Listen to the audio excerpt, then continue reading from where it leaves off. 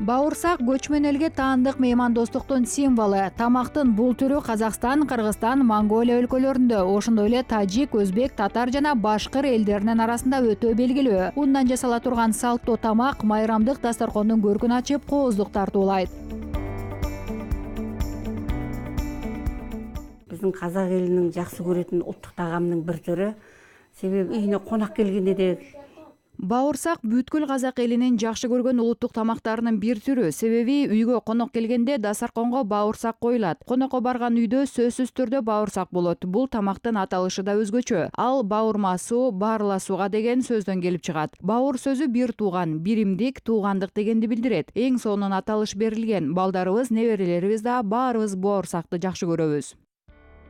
Бауырсакты Борбор Азиялык беляш деп атоого да болот. Ал көбүнчө ачытылган же ачытылбаган камырдан жасалат. Бауырсактын тегерек жана төрт бурчтуу формалары бар. Адатта аны даярдоо үчүн суу, сүт, туз, ачыткы жана ун гана керек. Ошентсе да ар ким өз табитине жараша май, кант, жумуртка, айран кошуп да даярдашат. Бауырсак майда, түсү кызыл болгонго чейин куурулат.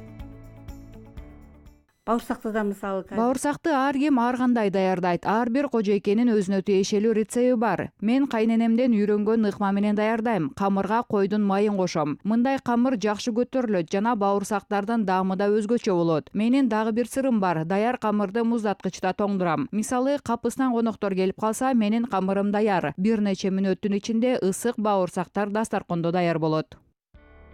Бауырсак көптөгөн элдин сүйүктүү тамагына айланган. Аны даярдоо боюнча ашпозчулардын арасында жарыштар байма-бай өтүп турат. Айтмакчы, салмагы 179 килограмм болгон бауырсак Орусияда даярдалган. Ал эми өткөн жылы Чымкентте тамактын бул түрүн даярдоодон жаңы рекорд коюлган. Ал жердеги ашпозчулар 1136 килограмм бауырсак жасап, Казакстандык Гиннес рекорддор китебине кирген. Буга чейин рекорд Алматы шаарында катталган. Ал жерде салмагы 856 килограмм бауырсак бышырылган.